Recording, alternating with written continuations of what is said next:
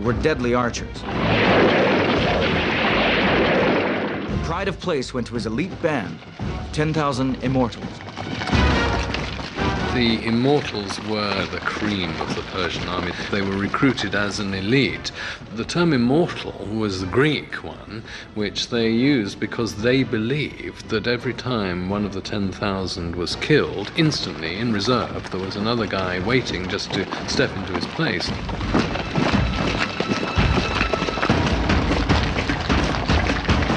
Leonidas stood with his Spartans at the narrowest point in the pass. 7,000 Greek troops deployed behind them. They defended a low wall. Xerxes drew up his army on the flat floor of the entrance to the pass. Xerxes waited 4 days once they got into position there because he couldn't believe that these Greeks were going to actually stand and fight. He thought it was a joke. On the 5th day, his patience ran out. He demanded, "Surrender your weapons." Leonidas shouted back, "Come and get them." A lone scout rider got sent by the Persians up to where the Spartans were waiting before the battle. And some of the Spartans were out there doing their gymnastics. They were oiled up and they were combing their hair. And the rider just looked, it just blew his mind. He said, what were these guys doing? How could they be so blasé? And of course, what they really were doing was psyching themselves up to fight to the death. Xerxes had a throne set up on a nearby hill. From several hundred feet above, he ordered his Medes into action. From their vantage point, the Greeks could only see a few thousand.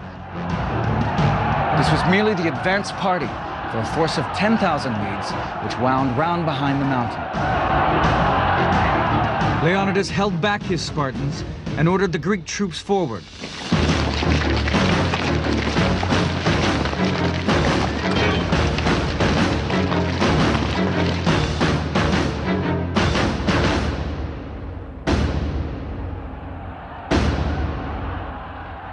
The Battle of Thermopylae had begun.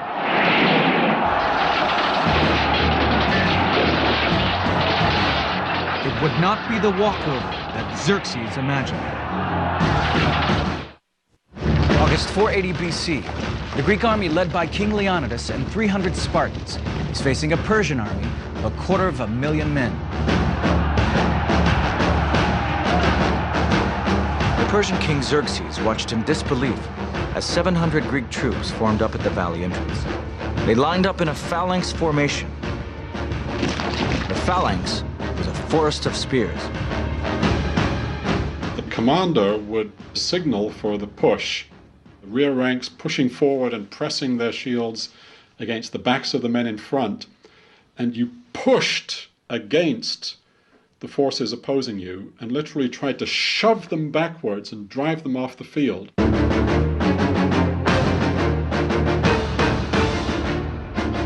They trained their whole lives for this moment. This phalanx was 18 men deep and 64 across. Their shields overlapped like the scales of a serpent's back, virtually impenetrable. The first 3 ranks lowered their spears and rolled forward towards the Medes. In contrast to the Greeks, the Medes were lightly armed. They carried light wickerwork shields and spears. Before they advanced, the Mede archers fired a volley into the phalanx.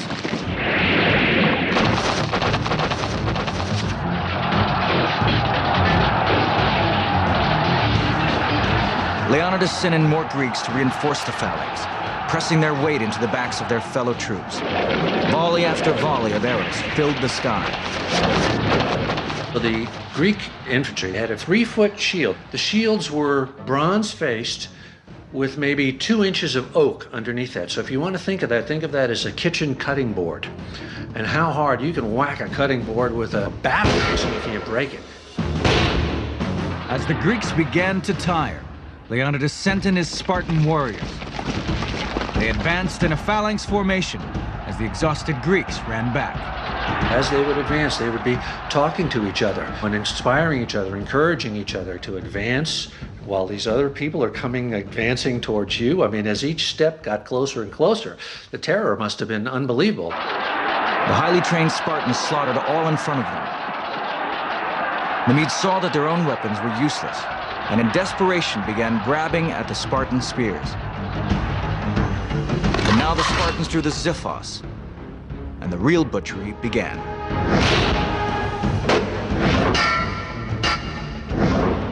Are you hungry? Are you tired? Are you thirsty? Are you wounded? It doesn't matter. You're a warrior and you fight.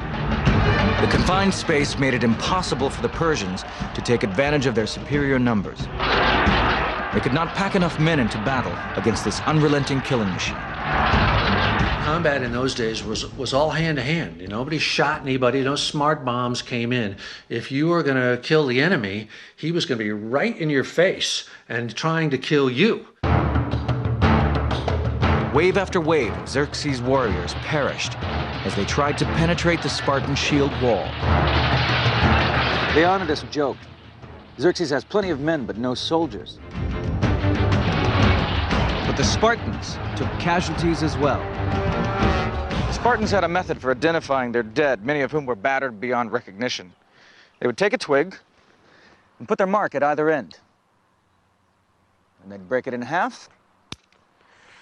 Half was kept in a bowl behind the lines, and the other was worn around the wrist.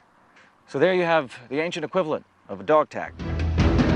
If the soldier survived, he could reclaim his twig after the battle. If not, the dead and lost could be easily counted. As the battle moved into the second day, the Persians could make no headway. They were simply not prepared for this kind of fighting, far removed from the wide-open plains of the east where cavalry, chariots, and light infantry could decide the outcome. Sitting on his hillside throne, Xerxes became more and more agitated, jumping to his feet every so often like a spectator at a football game.